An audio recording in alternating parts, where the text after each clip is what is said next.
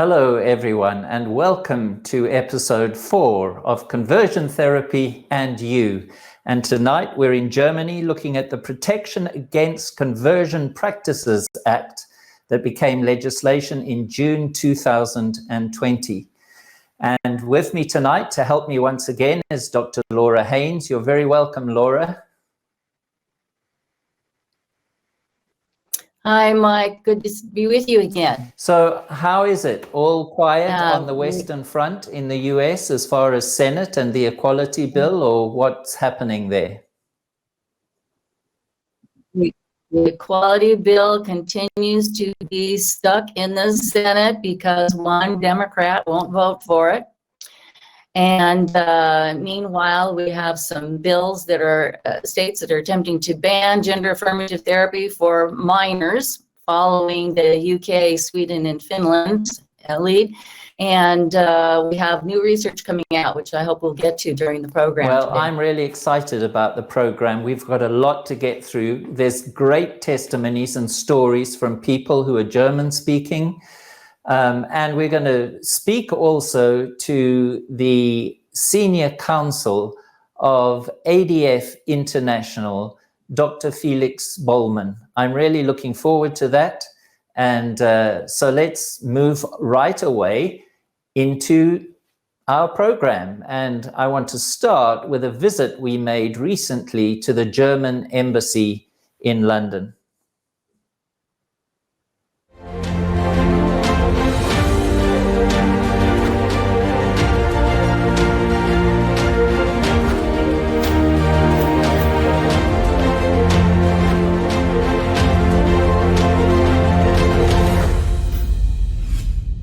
Matthew, thanks for being in London.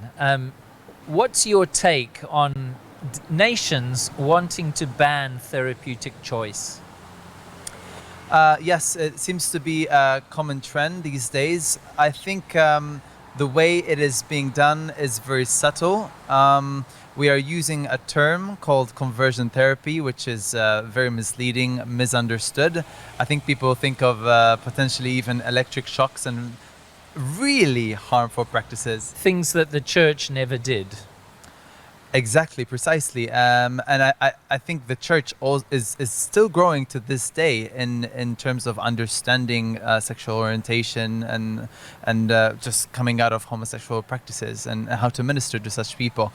But I think people should have the freedom to choose whichever help they deem is right and fitting for them, and I think any governmental intrusion is completely out of order, and so I think we should support professionals as well, pastors who are actively helping and giving real and practical solutions for people with unwanted same-sex desires.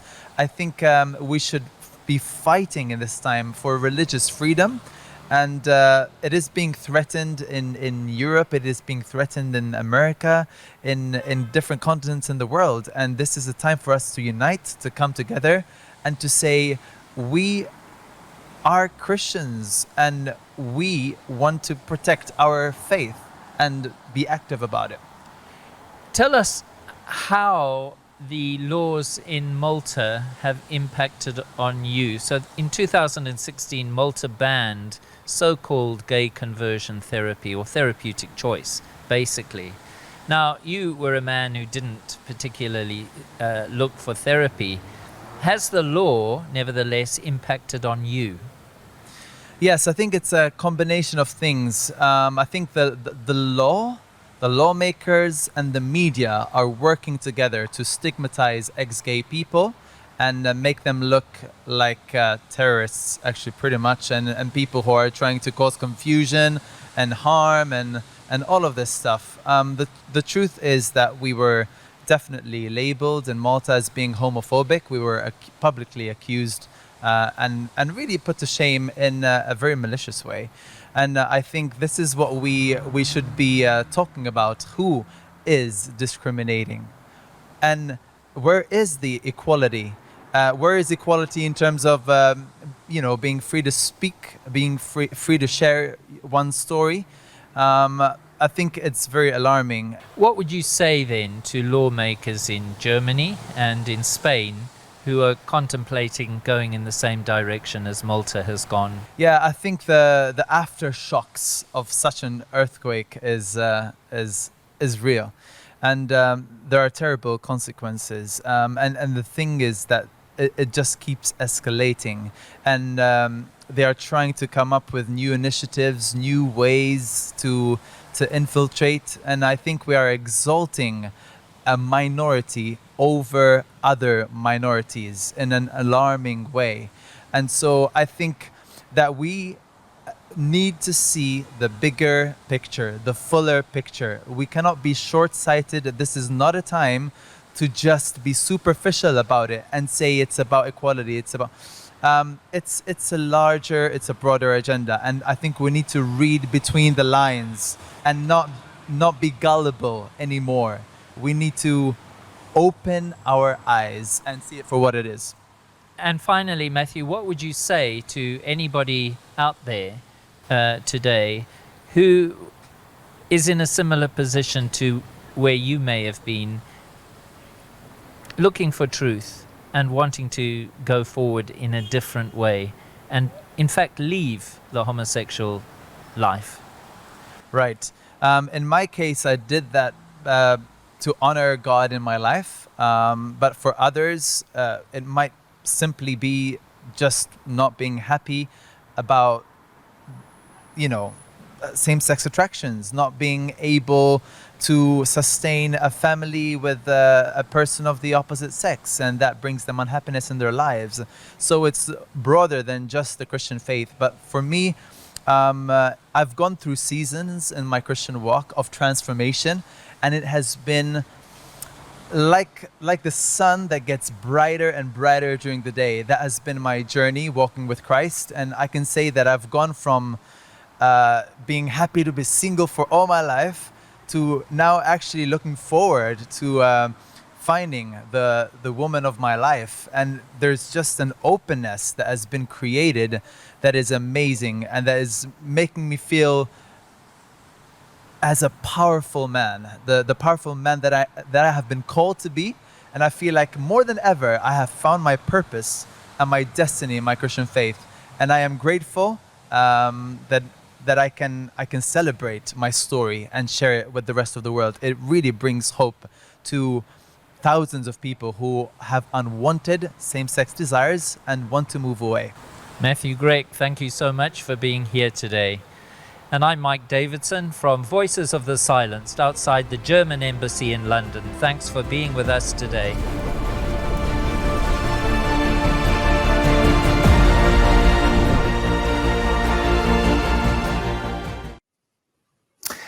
So that was our time at the German Embassy in Belgrave Square, Belgravia in London. And we wrote the letter. It's all here. We didn't get a reply, but there you go.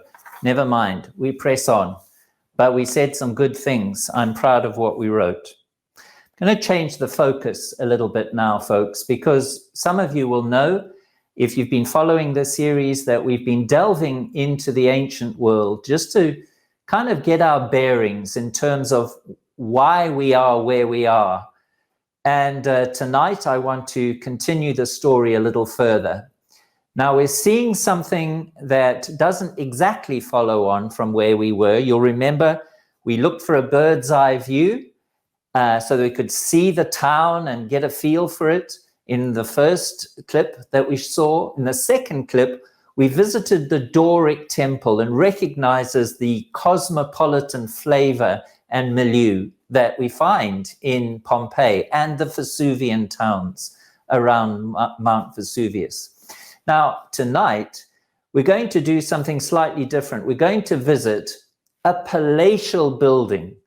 And there's something important here that I would like to share with you.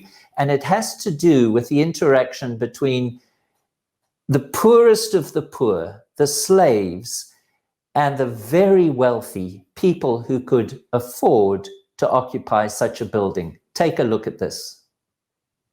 The villa of Poppaea Sabina, second wife of Nero, really evokes some important facts that I think it might be important to consider. This is really an imperial building. Those who built it would have had access to the highest levels of the Roman Senate. And of course, Poppaea was second wife of Nero. And Christians will be aware of all of the atrocities against people of faith during Nero's time. He blamed the Christians for the great fire of Rome. And we know that there was significant persecution against them during his time. The general Titus in Jerusalem brought Palestine to its knees. A vast number of Jewish slaves were brought into the Roman society because of what had happened under Titus. The really interesting thing is Titus became a very popular emperor, and after Vesuvius erupted in AD 79, 9 years to the day after the sacking of Jerusalem, it was Titus who paid out vast sums of money to the victims of the volcano disaster in the area. He also was very supportive of victims of another fire, and there were several fires that broke out in Rome. So we have this juxtaposition of two aspects of a Roman emperor, one that was compassionate and another one very determined to do the will of the Roman Senate and crush any Jewish rebellion.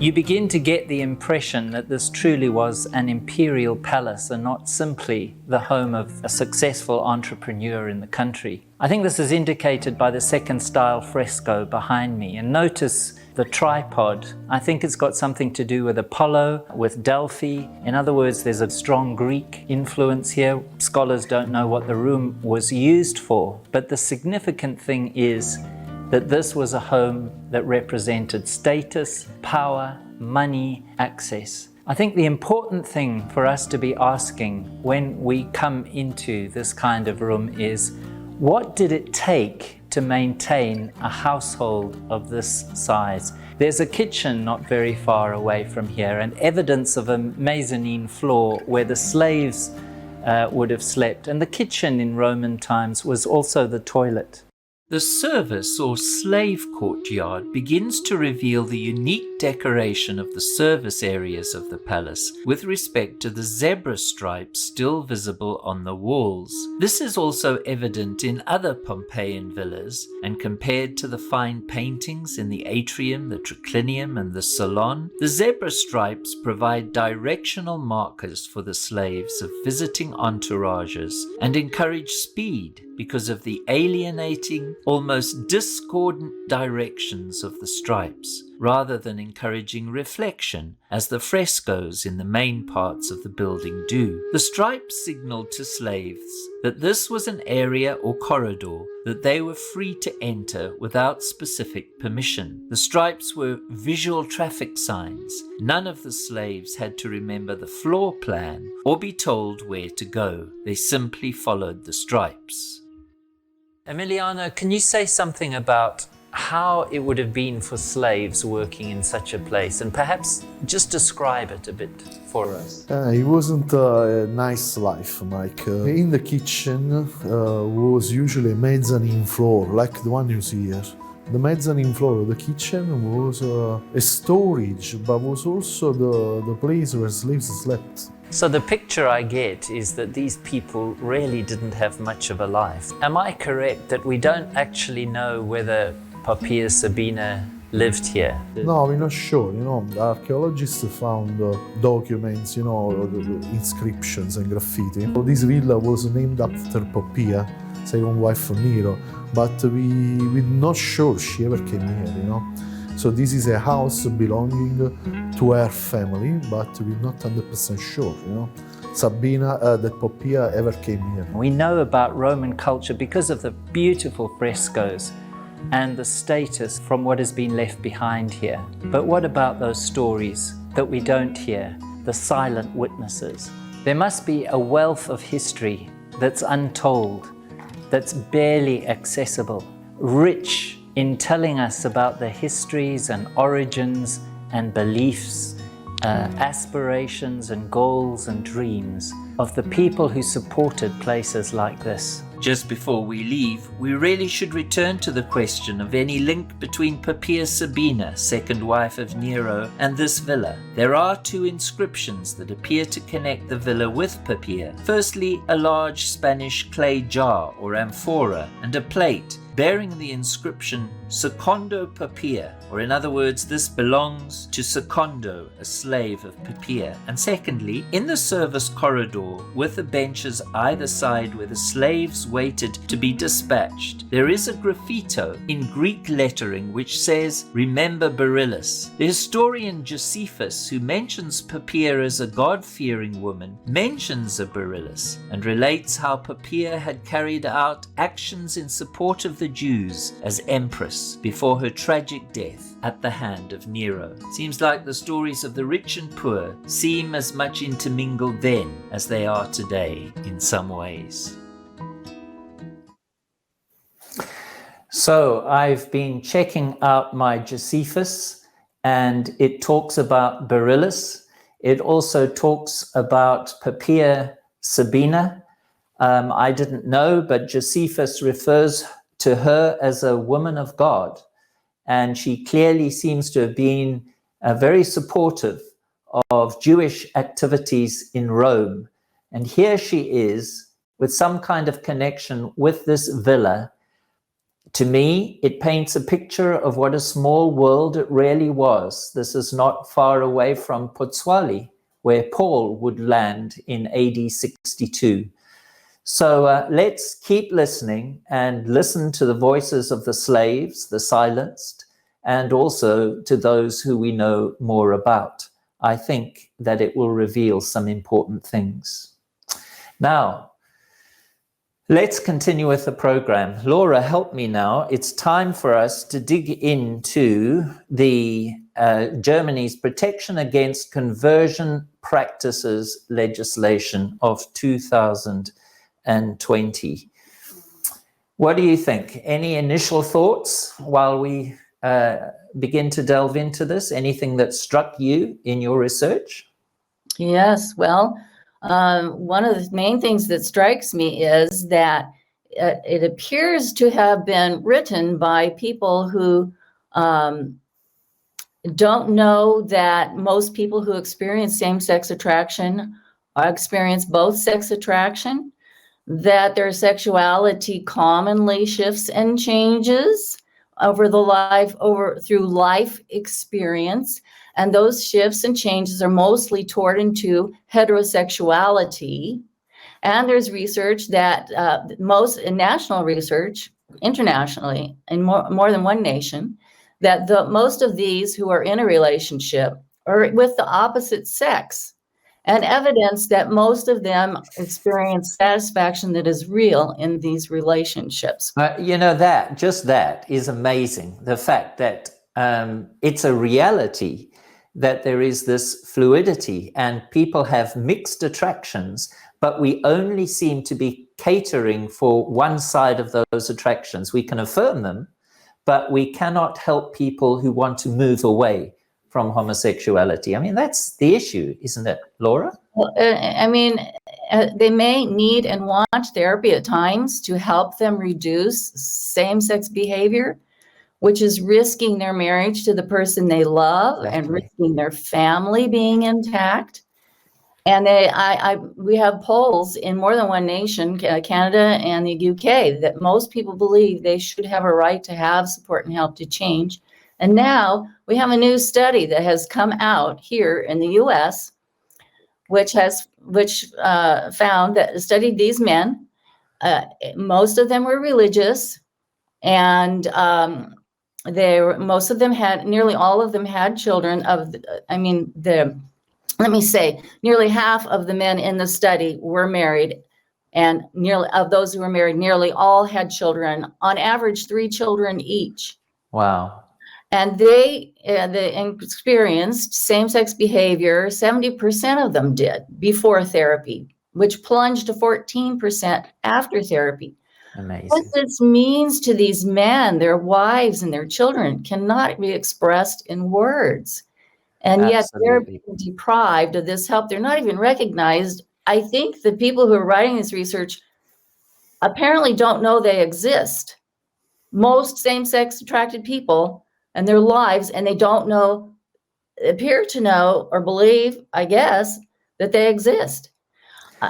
Well, Laura, we're going to pick it up later on, but I'd like us to listen to some pretty authentic German voices now, young men, certainly from a religious community or from a Christian background, who clearly have found help in the process of leaving things that are unwanted, behaviors that do not accord with their own values. Let's listen to this.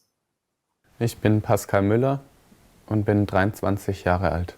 Auf dieser Reise, über die ich kurz erzählen möchte, bin ich nicht nur gewesen, sondern bin ich immer noch. Also mein Name ist Marcel, ich bin 29, ich bin vom Beruf Sozialarbeiter und mit dem Thema Homosexualität bin ich jetzt schon, oder mit dem Thema Veränderung auch, bin ich jetzt schon unterwegs, seit ich 21 bin. Was mir bei Wüstenstrom geholfen hat, war zuerst mal, dass jemand da war, der mich versteht, der auch selber mit dem Thema schon selber homosexuelle Gefühle hat und selber auf dem Weg ist und der mich erstmal angenommen hat, mit dem ich erstmal reden konnte. Mein Ziel ist, selber vollkommener zu werden, für andere da zu sein und mich selber zu haben, um etwas für andere tun zu können. Ja, auf jeden Fall. Also die Sexualität gehört auf jeden Fall zu dem Weg dazu. Zunächst zu meinen Erfahrungen. Es ist so, dass ich früher, als ich kleiner war, heterosexuell empfunden habe, dass ich Frauen anziehend fand. Und ich habe mich aber auch schon immer an Jungen orientiert. Und als ich selber ein Jugendlicher war, habe ich dann zusätzlich auch Jungen als anziehend empfunden. Ob ich mein Ziel erreicht habe? Also ich hatte kein direktes Ziel, als ich in Beratung kam. Mein Ziel war, dass ich einfach mit jemand reden wollte.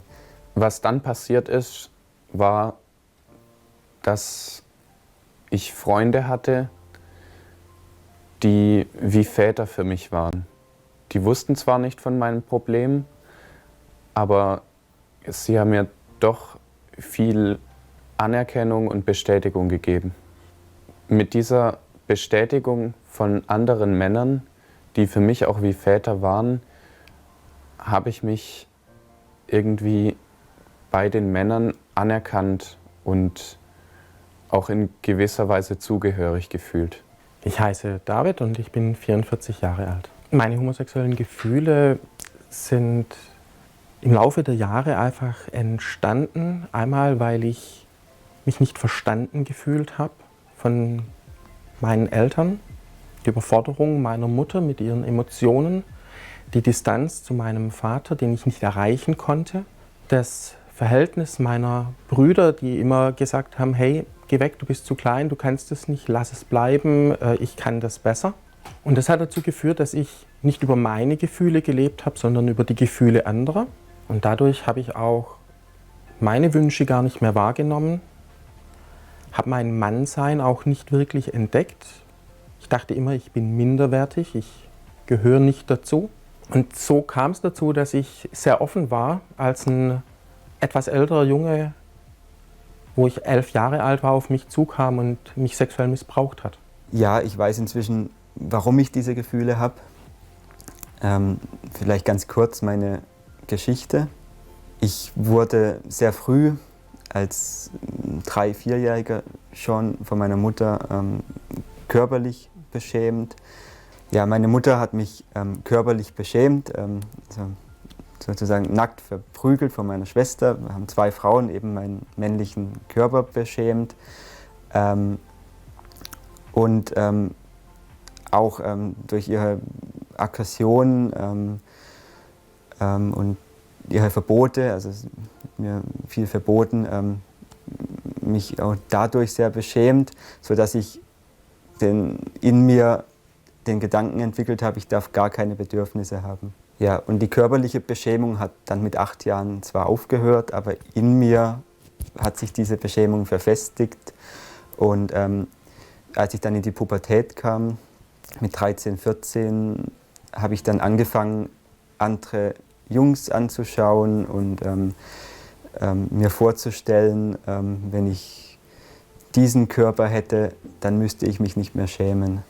Jetzt ist mein Ziel, nachdem ich mich mit den Männern verbunden fühle und auch weiß, dass ich ein Mann bin, dass ich mir darin noch sicherer werde und dass ich die Frage auch, wenn sie auftaucht, immer wieder bestätigt bekomme und dass ich diese Bestätigung bei anderen Männern, wenn ich sie brauche, auch mir hole und nicht durch irgendwelche alternativen Wege suche, sondern wirklich auf die Leute zugehe und meine Frage stelle, wo ich weiß, diesen Leuten kann ich vertrauen.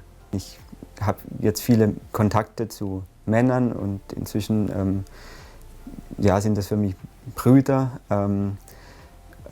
mit denen ich unterwegs bin und viel lernen kann. Und ich habe meine eigene Geschichte verstanden, wie es überhaupt zu den Gefühlen kam und weiß heute auch, an wen ich mich hinwenden kann, wenn es mir schlecht geht. Menschen, die in dem Bereich Hilfe suchen, werden sehr schwer haben, echte Hilfe zu finden. Zum einen ist es so, dass es die eine Seite gibt, die einem sagt, das ist halt so, akzeptier's, du bist so geboren, du bist so geschaffen, lebe das einfach. Und auf der anderen Seite gibt es Menschen, die einem sagen, ja, ich kann dir helfen, diese homosexuellen Gefühle zu unterdrücken, sie wegzumachen. Es gibt im christlichen Bereich auch Menschen, die einem sagen, ich kann dir helfen durch Freibeten, da wird es dann alles gelöst. Oder die einfach überhaupt nicht verstehen, um was es eigentlich geht, sondern sagen, das ist Sünde, du hast sie erkannt, lass es halt. Aber wirkliche Hilfe, wo jemand mit Rat und Tat tatsächlich da ist, er einen annimmt und zuhört und ernst nimmt, wo die Schwierigkeiten und Probleme sind. Und er sieht, dass es eben nicht so einfach ist. Das gibt es kaum. Und die werden auch mit aller Gewalt totgeschwiegen, sowohl von der Kirche wie von der Politik. Also heute weiß ich eben das, was ich von anderen Jungs da eigentlich suche. Deswegen möchte ich auch keine homosexuelle Beziehung, sondern eben ich suche den authentischen Kontakt mit anderen Männern, denen ich dann sagen kann, wie es mir wirklich geht und was ich wirklich von ihnen will.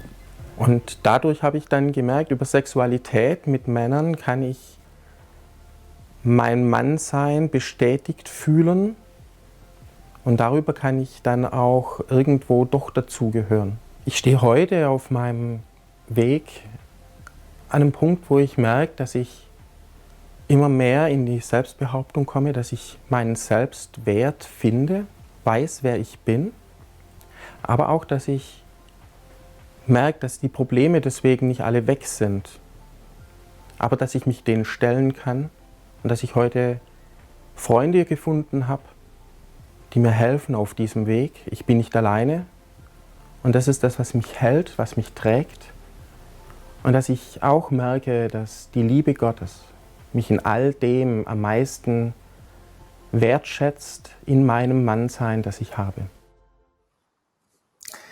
I don't know about you, Laura, but I think there's an awful lot there, and I'd like us to just spend a few minutes reflecting on what Pascal, Marcel, and David shared with us there. My initial thoughts are just how important a sense of belonging and community is for people moving away from unwanted same-sex attraction or whatever the issue is when they have been isolated. Do you have any thoughts about what you saw there and also your views in terms of how we support people who are looking for help?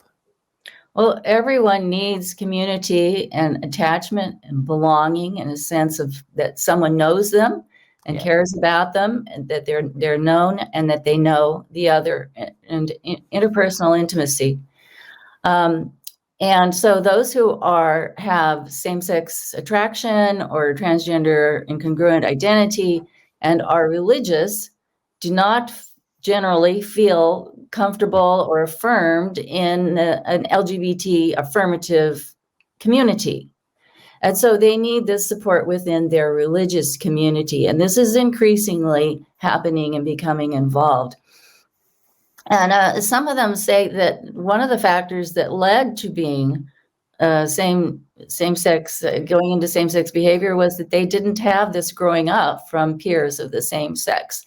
And I mean, it's very evident, isn't it, that there's an attachment process going on here. There's a camaraderie and there's a sense of belonging that is absolutely vital in terms of their progress and development.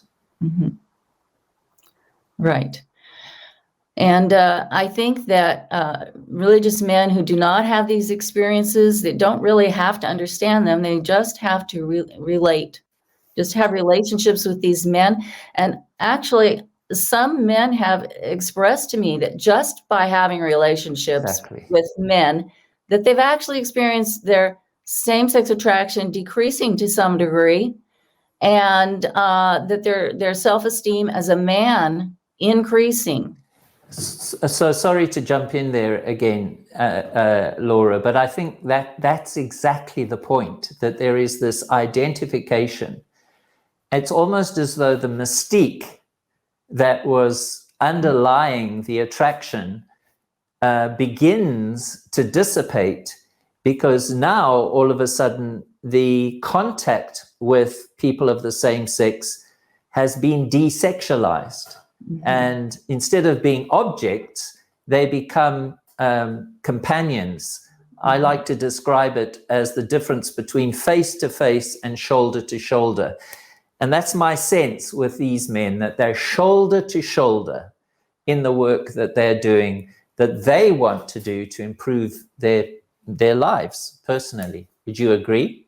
Yes, absolutely. Absolutely. They want to belong. And they come to feel increasingly when they walk into a room, initially, many of them are very afraid of heterosexual men. They may expect rejection, that they won't belong. And they come to feel that when they walk into this group of men, this is my tribe. And so, I mean, the question has to be asked, what exactly are we banning? What exactly is the problem about people who do not identify with feelings and drives within their lives and want to go in a new direction? Well, that's the story of three men, and you can see more in Voices of the Silenced. If you're interested in that film, check it out. It's available in 13 different languages. But now let's have a look at some of the women. And I'm so happy this evening to introduce to you Janine. She comes from a new community, X Out Loud. And Janine is a German-speaking person. Let's listen to her story, a former lesbian. Hi, ich bin Janine. Ich bin in Deutschland geboren, in Berlin, da lebe ich heute noch. Ich war 5 Jahre in einer Beziehung mit einer Frau. Und 2018 habe ich die Beziehung beendet. Ich habe wie in meinem ganzen Leben gemerkt, dass ich auch damals zu diesem Zeitpunkt immer noch persönliche und intime Probleme hatte und Kämpfe geführt habe. Probleme waren zum Beispiel massiver Selbsthass, Ablehnung, die ich durch meine Umgebung erfahren habe.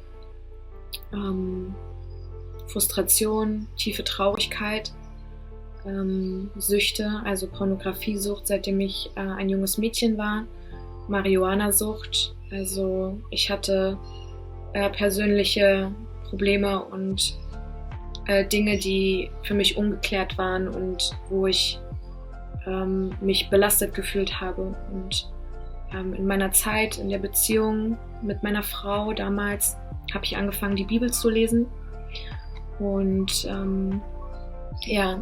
habe auch persönlich Gott in meinem Leben erfahren und war neugierig, wollte mehr wissen. Ich habe dann Gemeinschaft gehabt mit Leuten, die auch Gott lieben und die Bibel und das Wort und habe gemerkt, dass wir alle da gleich sind. Wir haben die gleichen Sorgen, die gleichen Probleme und die gleichen Fragen ans Leben und diese neue Erfahrung und die Liebe, die Annahme und die Freiheit auch zu reden und die persönliche Beziehung vor allen Dingen mit Gott hat mein Leben verändert. Ich habe gemerkt, ich möchte gewisse Lebenswege und auch Denkweisen und wie ich mich selbst sehe oder was ich tue, das möchte ich einfach nicht. Und in unserem Leben ist es ja schon so, dass wir wissen, wenn Dinge nicht funktionieren, dann gehen wir neue Wege. Und für mich waren das neue Wege und sie fühlten sich gut, rein und gesund an. Und somit bin ich einfach auch dabei geblieben. Und habe dann 2018 die Beziehung zu Steffi beendet, weil ich persönlich entschieden habe für meinen Weg und für mein Leben, dass ich in einer gleichgeschlechtlichen Beziehung nicht mehr leben möchte und auch nicht mehr leben kann, weil es mich nicht glücklich gemacht hat. Und so haben wir das dann besprochen und entschieden. Wir sind heute noch tolle Freunde und auch da immer noch im Lernprozess mit unserer Freundschaft, was ich sehr wertschätze und sehr liebe. Wir lieben beide Gott, wir lieben beide das Wort und das ist etwas, was uns heute immer noch verbindet, die Liebe zu Gott und einfach auch das Wissen, was er in unserem Leben getan hat und wie gut und wie wunderbar er ist. Ich lebe heute im Einklang mit dem Wort Gottes und das hat Ruhe und sehr viel Frieden und Freiheit und Heilung in viele Bereiche meines Lebens gebracht. In alle Bereiche meines Lebens. Auf der Arbeit, in Freundschaften, in meiner Familie, auch im Bereich der Beziehung. Und ich möchte heute eine Stimme sein für die auch, wie ich, zu kämpfen hatten mit Frustration, Traurigkeit und anderen Dingen. Krisen, Traumata, wie auch immer.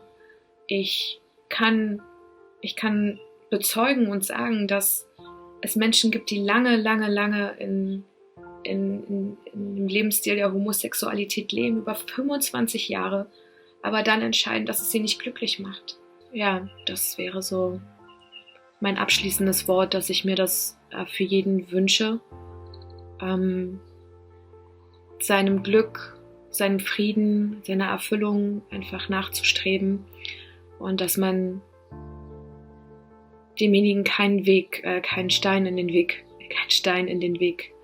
legt oder es ihnen unnötig erschwert, sondern wir weiterhin dafür stehen, die Freiheit aufrechtzuerhalten, professionelle Hilfe und beraterische Hilfe, Coaching in Anspruch zu nehmen, wenn man es denn will. Ja, danke. You know, what strikes me about that, folks, is that we have here the story of somebody who, in a very sincere and gentle way, moved away from a lifestyle to a new lifestyle. And I don't know if you caught the gentleness with which that was done with her former partner. That really strikes me. And I want to thank Janine for, I think, the enormous integrity that is represented there. And also, you know, those three young men, Marcel, Pascal, and David, there's a gentleness about them. I don't understand why this voice is not being heard and is, in my view, being discriminated against. Laura, anything strike you about what Janine had to say there? I had difficulty reading the subscripts. Okay. Well, check it out again. I think it's a beautiful story. And folks, if you too had difficulty with the subtitles, just know that if you see it on a bigger screen, you'll see the subtitles. We hope that it won't detract from what was shared there. But thank you so much, Janine. Now, again, it's a privilege for me to introduce to you Libby, somebody living in England, a German speaker. Libby was formerly transgendered, and she's going to share her story. So take a look at this. Hi, ich heiße Libby. Ich bin 24 und ich bin Engländerin. Ich wohne in Manchester, England. Und ich bin eine Frau, aber zwischen 17 und 23 habe ich als Transmann gelebt. Ich habe Testosteron 5 Jahre lang genommen. Ich hatte dadurch einen Bart. Meine Stimme ist sehr tiefer geworden, sehr tiefer als jetzt, wie ein Bariton. Und ich versteckte meine Brüste. Ich sah wirklich aus wie ein Mann. Und ich lebte so. Ich glaubte auch, dass ich ein Mann war. Ich glaubte, das war ein Gefühl, Mann oder Frau. Das ist Transideologie. Aber dann hat Gott gesprochen. Wir hatten vorher, als ich ein Kind war, eine Beziehung gehabt. Immer wenn ich deprimiert war, hat Gott gesagt, hab Hoffnung, ich habe etwas vor. Und das fühlte gut. Aber eines Tages hat er das wieder gesagt, hab Hoffnung, ich habe etwas vor, und ich war so deprimiert.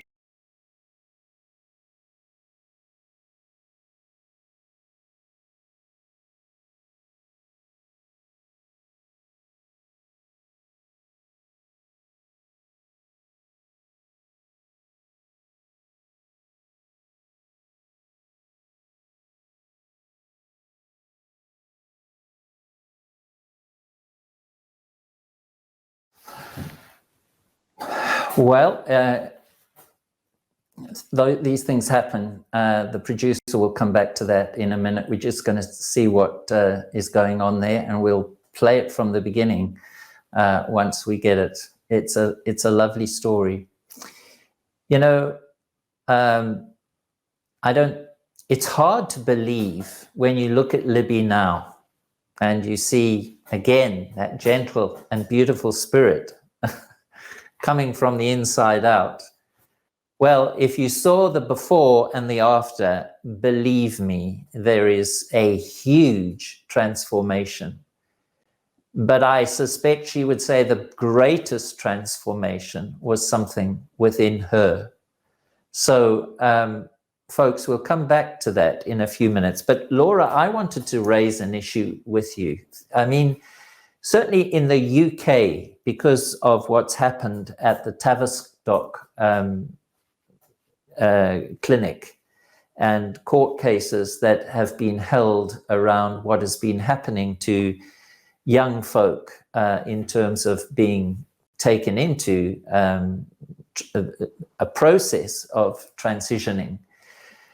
It's almost as though in many people's minds, clearly there are issues around transgender ideology and the impact that this is having on society and young people. But one of my concerns is that with the focus being there, it's almost as though the gay issue and the whole attempt to normalize homosexuality is carrying on apace. So we might have a more critical perspective on transgender, but less so on L, G, and B issues. What do you say? Yeah, yes, I think that is happening. I also think that there is a growing rift between the LGBT group and the transgender group. Not all the LGBT individuals are accepting the transgender movement in an attempt to piggyback onto the LGBT folks. But I do think that the attention is generally being moved over to this area that is, so new and interesting to people, and is increasingly getting pushback and even in the mainstream press now in the U.S. So my concern is that we don't drop the ball here, that we don't, by comparison, just, go along with the idea that homosexuality is fixed, that this idea of orientation is something that is you're born with, and that it cannot change and cannot shift over time. Because clearly what these people are saying is that that is not the case. Well, I don't know, are we ready to roll with that clip, or shall we just move on? Okay, we're going to have another go. Let's listen to Libby once again. Can you take it from the beginning, folks? And by the way, these videos will be available separately, so you'll be able to get the subtitles at some point. Hi, ich heiße Libby, ich bin 24 und ich bin Engländerin. Ich wohne in Manchester, England, und ich bin eine Frau, aber zwischen 17 und 23 habe ich als Transmann gelebt. Ich habe Testosteron 5 Jahre lang genommen. Ich hatte dadurch einen Bart. Meine Stimme ist sehr tiefer geworden, sehr tiefer als jetzt, wie ein Bariton. Und ich versteckte meine Brüste. Ich sah wirklich aus wie ein Mann. Und ich lebte so. Ich glaubte auch, dass ich ein Mann war. Ich glaubte, das war ein Gefühl, Mann oder Frau. Das ist Transideologie. Aber dann hat Gott gesprochen. Wir hatten vorher, als ich ein Kind war, eine Beziehung gehabt. Immer wenn ich deprimiert war, hat Gott gesagt, hab Hoffnung, ich habe etwas vor. Und das fühlte gut. Aber eines Tages hat er das wieder gesagt, hab Hoffnung, ich habe etwas vor. Und ich war so deprimiert, dass ich kein Mann, kein echter Mann sein könnte. Dass ich so wütend, so verletzt war, dass ich schaute in den Himmel und ich schrie zu Gott, was kannst du haben? Was hast du für mich? Das alles wertvoll macht. Und dann kam Gott und sagte, geh und find eine Kirche. Ich hatte keine Kirche gehabt für, ich glaube, 10 Jahre. Also, das war schwierig für mich. Ich dachte, wofür soll ich eine Kirche finden? Warum? Aber ich habe das getan und dadurch hat Gott mich gerettet. 2 Jahre später hat der Heilige Geist mich überzeugt, wieder als Frau zu leben. Es war zuerst unglaublich schwierig. Ich sah wie ein Mann aus, ich fühlte wie ein Mann aus. Aber Gott war immer bei mir und er hat mich und meinen Körper übernatürlich wiederhergestellt. Jetzt lebe ich wieder als eine Frau seit 1 Jahr und 5 Monaten. Und jetzt bin ich frei. Frei von Transideologie, das mich eine Klischee machen will. Jetzt muss ich nicht länger verstecken. Jetzt kann ich nur mich sein. Bin nur mich. Ohne Unaufrichtigkeit. Ohne Testosteron. Nur natürlich. Und das ist wirklich ein Geschenk. Ich bin jetzt Studentin, ich studiere Theologie an der Universität und ich bin Gottes Tochter. Also an die Menschen, die das Gefühl kennen, dass sie sein Geschlecht nicht gehört oder dass sie als den falschen Geschlecht geboren sind.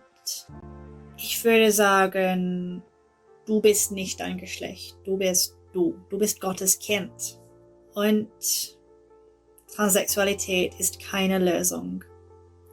Das ist sehr wichtig zu wissen. Transsexualität ist keine Lösung. Gott ist die Lösung. Nur Gott.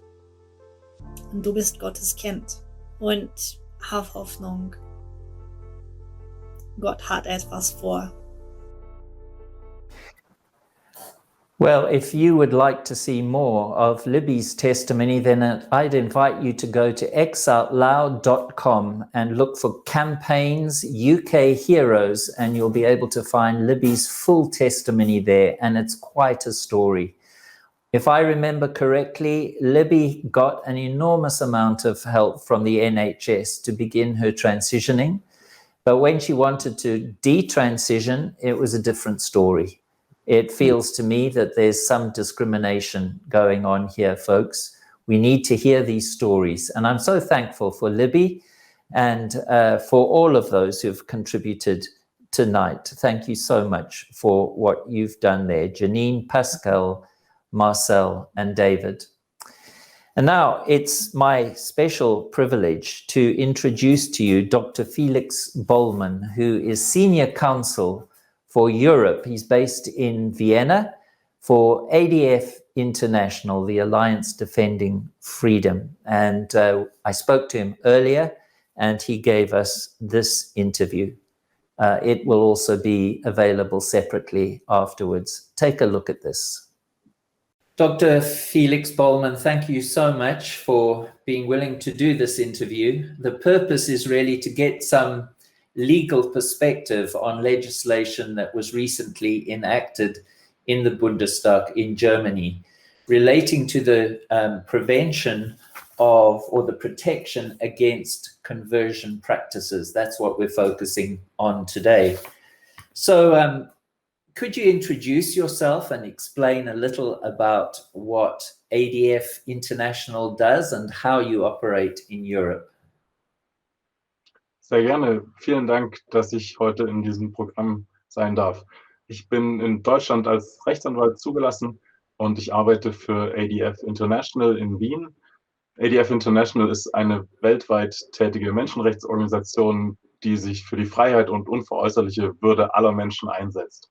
Wir haben eigene Büros bei allen wichtigen internationalen Organisationen, zum Beispiel bei der UNO in New York und in Genf, bei der Europäischen Union in Brüssel und an anderen Stellen, insgesamt 8 in der Welt. Und meine Kollegen und ich bieten Schulungen an, arbeiten mit einem weltweiten Netzwerk von Anwälten und Experten zusammen. Und mit ihrer Hilfe können wir in vielen Fällen kostenlosen Rechtsbeistand bei Verfolgung wegen des Glaubens zum Schutz und zur Förderung des Rechts auf Leben und der Familienrechte und auch der Meinungs- und Redefreiheit anbieten. I wonder if you could just outline in simple terms what the German legislation that has been passed does in law now. Ja, im Juni 2020, nach ungefähr 1,5-jähriger Vorbereitungszeit, trat das Gesetz zum Schutz vor Konversionsbehandlungen in Kraft. Es gab auch schon vor Jahren Bemühungen um ähnliche Gesetze, die politisch aber nicht erfolgreich waren. Das jetzt geltende Gesetz verbietet die Durchführung von sogenannten Konversionsbehandlungen an Minderjährigen komplett und ebenso auch an Volljährigen, sofern deren Zustimmung zur Behandlung mängelbehaftet ist. Und außerdem verbietet es das Werben und das Vermitteln von solchen Behandlungen, und zwar sowohl im Hinblick auf die sexuelle Orientierung als auch die selbst empfundene Geschlechtsidentität von Menschen. Und die Durchführung von Konversionsbehandlungen ist mit Strafe bedroht. Da sind wir also im Strafrecht. Es ist ein Vergehen, also eine Geldstrafe oder Freiheitsstrafe bis zu einem Jahr. Die Werbung oder das Anbieten von Konversionsbehandlungen sind als Ordnungswidrigkeit mit Geldbuße bis zu 30.000 Euro zu ahnden. Und das Gesetz regelt schließlich auch die Einrichtung eines Beratungsangebots. So are there any aspects of the legislation that you'd be concerned about? And if so, could you outline those? Ja, leider ist durchaus einiges problematisch und es betrifft auch ganz verschiedene Aspekte. Im Kern zielt das Gesetz darauf ab, jeden nicht affirmativen Umgang mit sexueller Orientierung und subjektiv empfundener Geschlechtsidentität zu unterbinden. Und obwohl das abstrakt formuliert ist, haben zum Beispiel die Anhörungen im Gesundheitsausschuss des Bundestages ganz deutlich gemacht, dass es von der Konzeption her eine Einbahnstraße ist. Verhindert werden soll der nicht affirmative Umgang mit homosexueller Orientierung und mit sogenannter Transidentität. Und das ist natürlich zunächst ein Problem für alle Betroffenen, die gar keine Bestätigung wünschen, die das vielleicht selbst als problematisch empfinden und Hilfe wollen. Und auch die Berufsfreiheit von Therapeuten und anderen könnte betroffen sein, wenn es das fachlich mögliche Spektrum, wie man solchen Phänomenen begegnen möchte, einschränkt. Und zu allem Überfluss ist das Gesetz auch handwerklich nicht gut gemacht. Es gibt vage Definitionen und damit bleiben viele inhaltliche Fragen offen und es gibt auch Regelungslücken und das führt natürlich bei vielen Betroffenen, aber auch bei religiösen Menschen, bei Seelsorgern, Psychotherapeuten, Psychiatern zu Verunsicherung. Und das erschwert dann letztlich den Umgang mit Menschen, die gerade besonders verletzlich sind und gute Hilfe gebrauchen können. Now, I could understand if coercive initiatives are being banned and outlawed, but what about consenting initiatives when clients come and they are requesting help? What does the law say about this? Ja, es betrifft tatsächlich beides. Und ich möchte das erst in aller Deutlichkeit sagen, jegliche Zwangsmaßnahmen in diesem Bereich sind abzulehnen. Es ist aber fraglich, ob die Horrorszenarien, die hier im Gesetzgebungsverfahren bemüht wurden, tatsächlich so noch einen realen Bezug haben. Das betrifft eigentlich die Vergangenheit. Das ist ja nicht mehr Stand der Wissenschaft, nicht mehr Stand der Medizin und es macht auch niemand mehr, zumindest nicht in Deutschland. Wichtig ist zu erwähnen, dass das Gesetz dezidiert eine Ausnahme für den Bereich der Kindererziehung und der Fürsorge für andere Menschen erhält. Es liegt ja in der Natur der Sache, dass Eltern im Rahmen ihres rechtlich geschützten Erziehungsauftrags durchaus auch Entscheidungen treffen, die vielleicht nicht jedes Kind immer gut findet. Und solange das in dem Rahmen bleibt und keine Verletzung der Erziehungs- und Fürsorgepflicht darstellt, will das Gesetz das auch nicht ändern. Das ist einerseits beruhigend, auch wenn das im konkreten Fall andererseits natürlich zu Abgrenzungsschwierigkeiten führen kann. Und sehr problematisch ist in der Tat der Bereich, wo erwachsene Menschen, die selbst Veränderungen wollen, nun Schwierigkeiten haben werden, Hilfe zu finden. Now, just to be clear, does the legislation say anything about people who are voluntarily seeking help from a professional? Is that allowed? Ich fürchte, das kommt in der Logik des Gesetzes überhaupt nicht vor. Nach dem Gesetz gibt es nur die Möglichkeit, gleichgeschlechtlicher Anziehung affirmativ zu begegnen. Und wenn betroffene Menschen, die diese Anziehung selbst nicht wünschen, sich zum Beispiel hilfesuchend an einen Therapeuten wenden, dann könnten sie den Therapeuten sogar in die Gefahr einer Strafverfolgung bringen. Und das ist ja aber auch in anderen Bereichen problematisch, wo eine andere Weltanschauung gepflegt wird, zum Beispiel in Kirchen oder auch im Rahmen der religiösen Seelsorge. Also das ist ein Bereich, wo es tatsächlich ernsthafte Probleme gibt durch dieses Gesetz. So does that mean that actually the legislation does allow for exploration of sexually fluid feelings that a client may identify in their lives? Ja, das ist eine spannende Frage. Das ist genau einer der problematischen Bereiche. Ich denke, wir müssen hier streng unterscheiden zwischen dem Bereich der sexuellen Orientierung und der selbst empfundenen Geschlechtsidentität. Die sexuelle Orientierung behandelt das Gesetz als fix. Und jede auf Veränderung gerichtete Behandlung soll ja gerade unterbunden werden. Und demgegenüber ist ein Wandel der Geschlechtsidentität ausdrücklich vorgesehen. Da gibt es sogar eine Ausnahme in Paragraph 1 Absatz 3.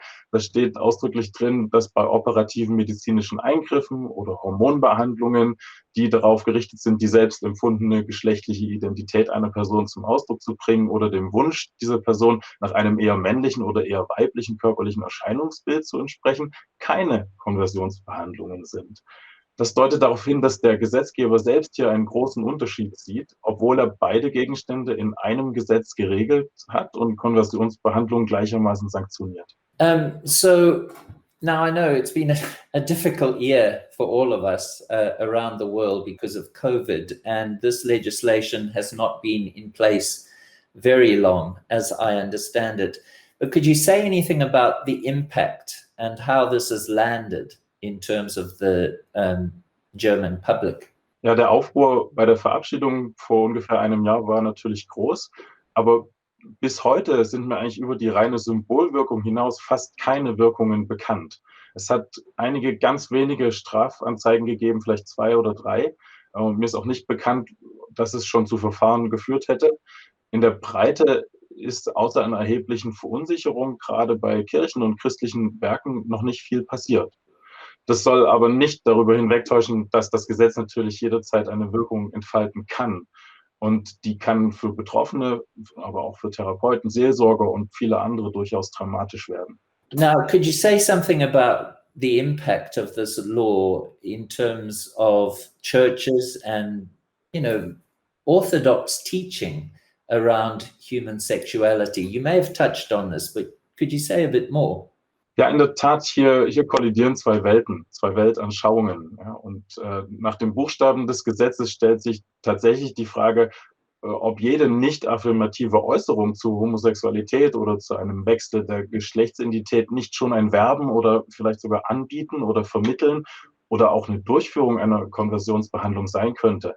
Und das hat einfach zu erheblicher Verunsicherung geführt, auch wenn man das nicht so richtig festmachen kann. In dieser Weise schränkt das Gesetz zumindest indirekt natürlich auch die Glaubens- und Weltanschauungsfreiheit ein.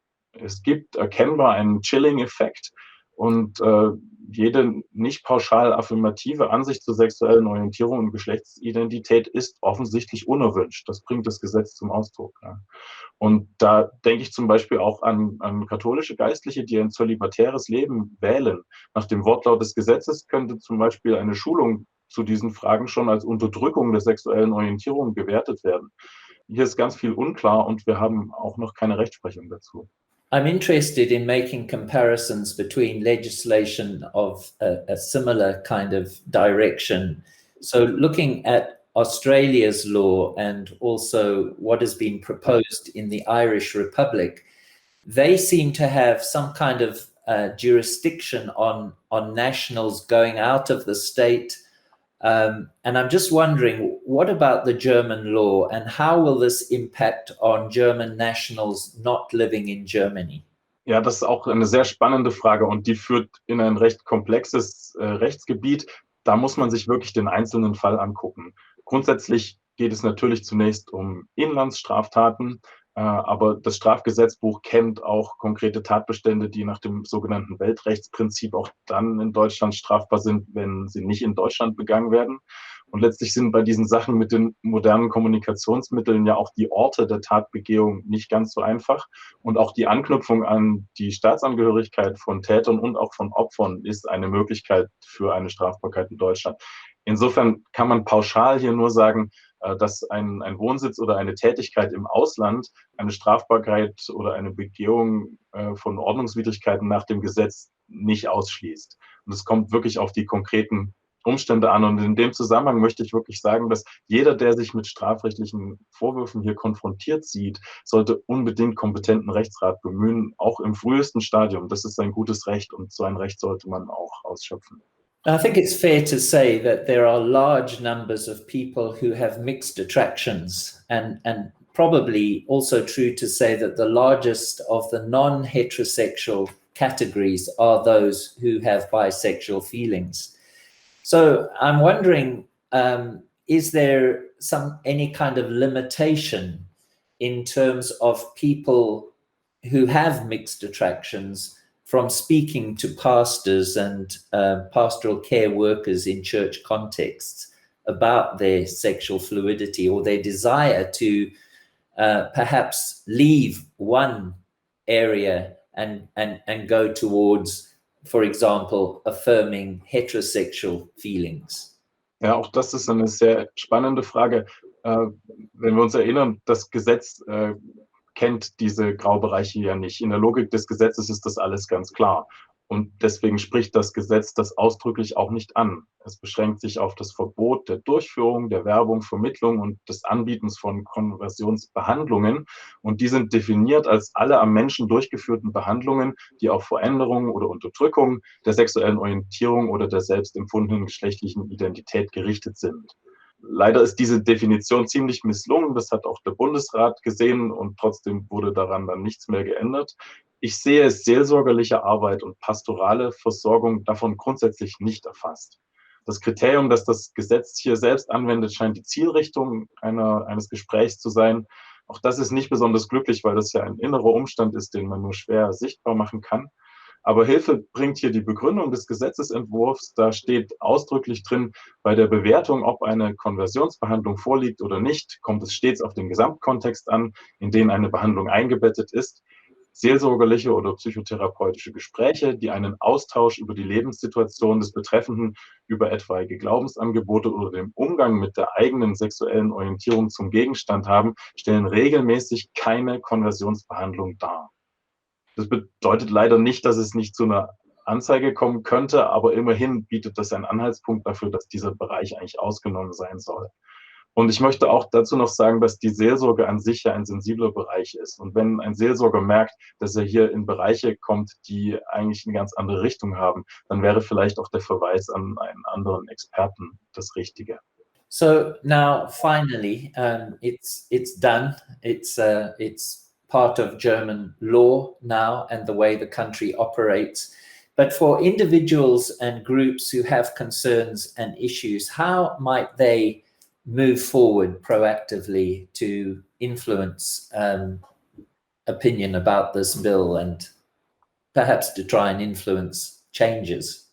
Ja, das ist die Frage, die viele Betroffene umtreibt, seien es jetzt christliche Kirchen oder Werke oder seien es auch Leute, die tatsächlich mit ihrer Orientierung Probleme haben und gern Hilfe in Anspruch nehmen möchten. Ich denke, es ist ganz klar, das geltende Recht gilt es zu beachten. Und soweit hier Unsicherheiten herrschen, wäre meine Empfehlung, besonnen, aber durchaus mutig und in Kenntnis der eigenen Rechte zu handeln.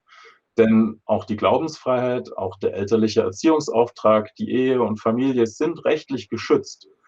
Und die Rechtspraxis zeigt immer wieder, dass man im Alltag mit dem viel zitierten gesunden Menschenverstand eigentlich ganz gut fährt.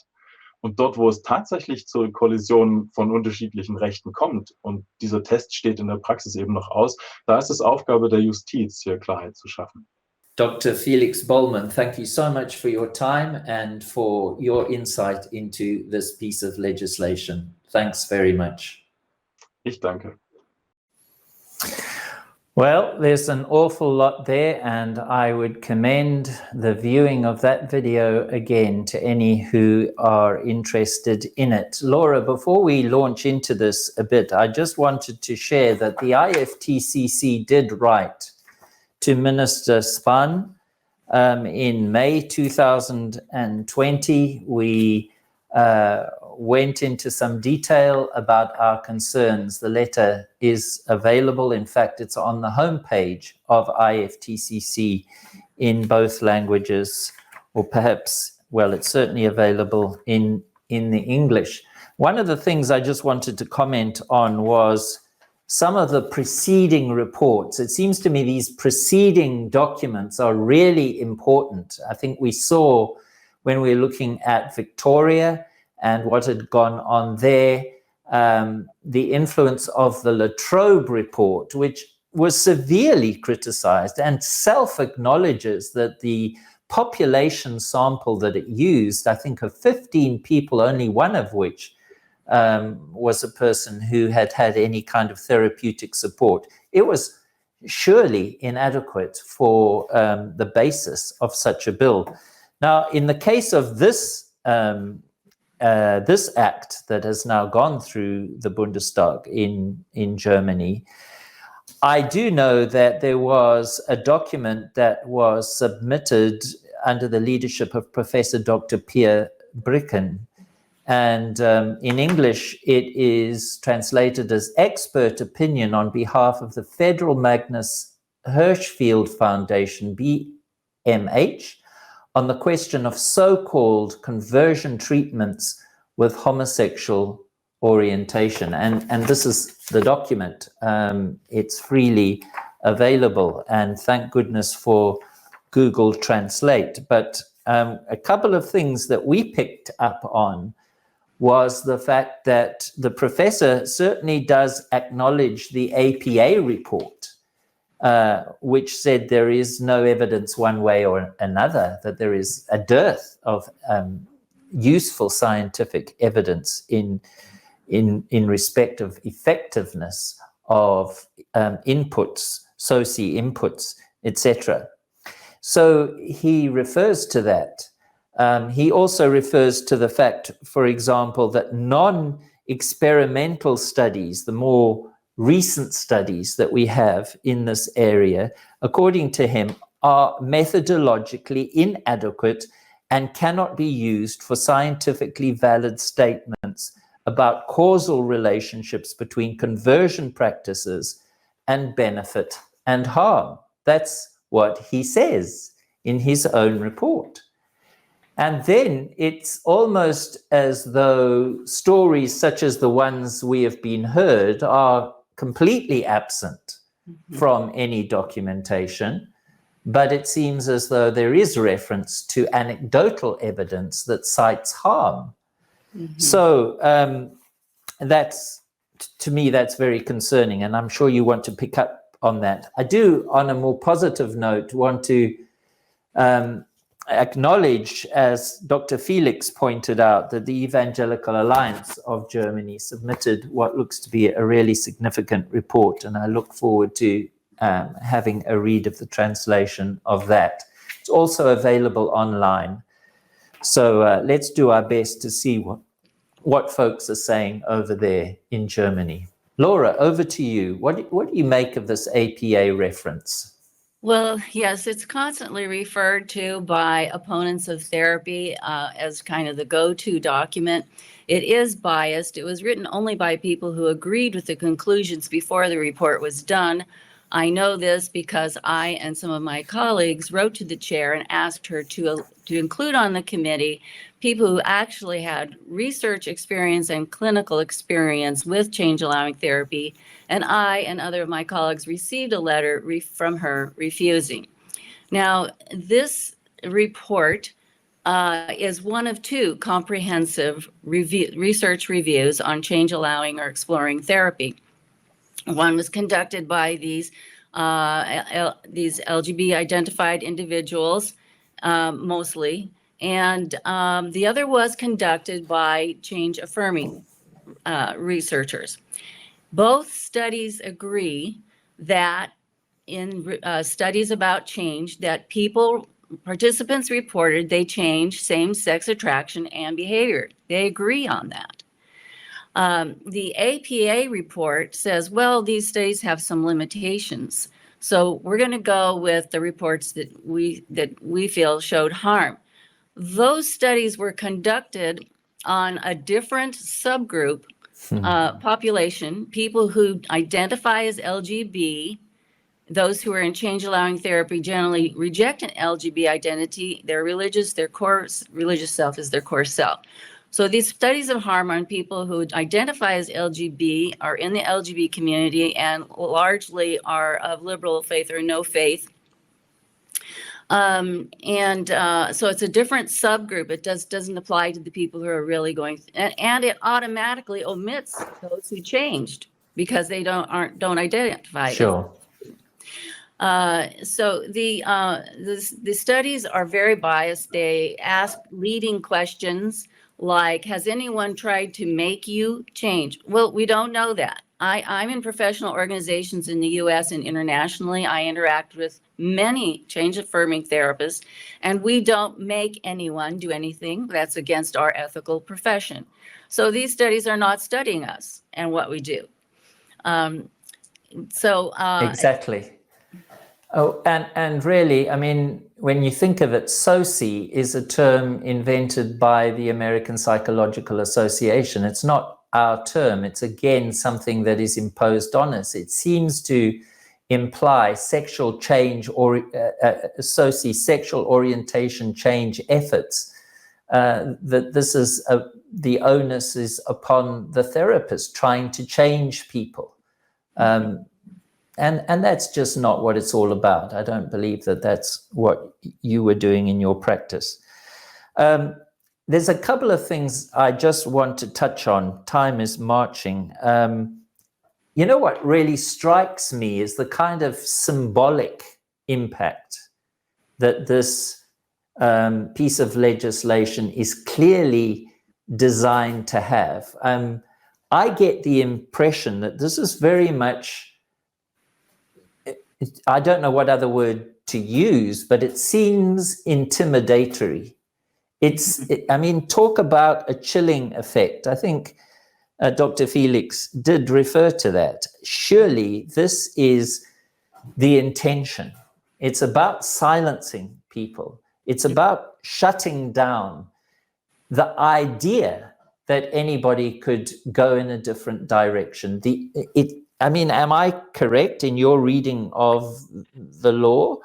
It seems to me that the assumption is that orientation is fixed and unchangeable, and that's the end of the story. Yes, which is deceptive. It's scientifically false.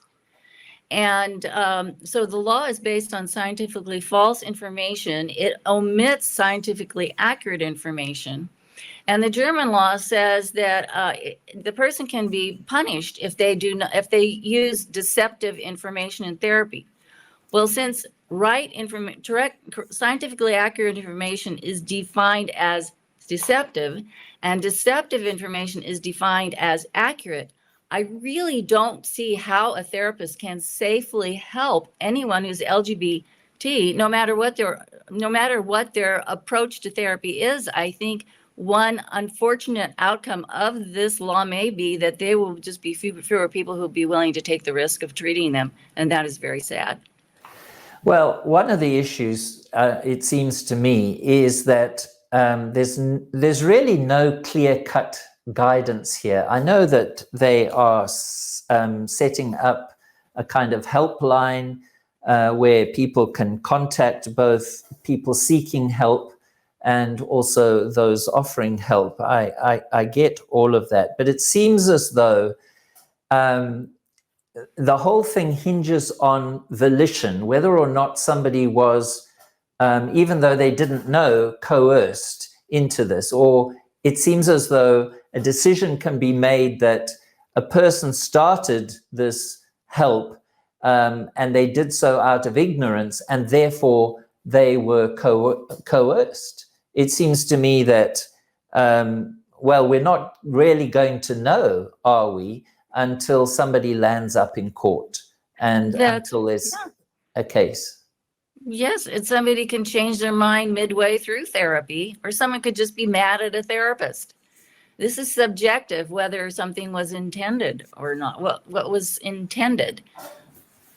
I think therapists are put at risk, and therefore those who seek therapy are put at risk. The other thing I wanted to just highlight, Laura, is that, of course, the expert report, as I understand it, was written in 2019. Now, a couple of years in this field seems to me a long time. Mm-hmm. And if you think of studies that have come to the fore since 2019 around fluidity and around the influence of genetics, surely these are massive things that have been excluded in terms of the background to this piece of legislation. Do you have a comment? Yes, there have been more studies of the sort the APA report looks at that are just as biased, have all the same flaws. The report used a double standard. It accepts to this day, a double standard is used. It accepts limitations in these flaw studies and downright biases, but they reject any therapy that has any same kind of limitations that shows people change and do so safely and benefit. There is new research out that is showing that people are benefiting and that the subgroups are different. Those who find benefit and change and those who identify. Well, if you go to solicit people out of LGB organizations, they're going to be people who haven't changed for being LGB. Yeah. Is this a setup? Okay. Now, in addition, there is new research out about the minority stress theory. This is. You have 1 minute, Laura. Okay, Sorry, we're running out of time. It found that over the last 50 years of affirmation, that psychological distress and depression of LGBT people has gone down. It's worse, not better. So all this affirmation and banning therapy hasn't worked. I think it's time to give them therapy. Wow, that's quite a thought. Well, folks, we've done our best to try to get to grips with this difficult piece of legislation. If you have thoughts, please do write to us. Thank you for those who wrote, Tony and Debbie, who wrote in last week offering support, or last time we were on air. We really appreciate hearing from you. You can go to info@core-issues.org or info@iftcc.org, and we'd love to hear more from you. Thank you so much for joining us. Where are we next week or next time, Laura? Well, we're going to we're going to several nations. Is that right? No, UK. We're going to the UK. Going to the UK. So, all right. For us, that's the big one. Please join us again in 2 weeks' time. I think it's June the 10th. We'd love to have you. Thank you so much for being with us tonight. And thank you to all the contributors, Dr. Felix Böllmann, to each one who testified, to Dr. Laura, and all those who help us behind the scenes. Thank you so much, and good night to you. Good night, everybody.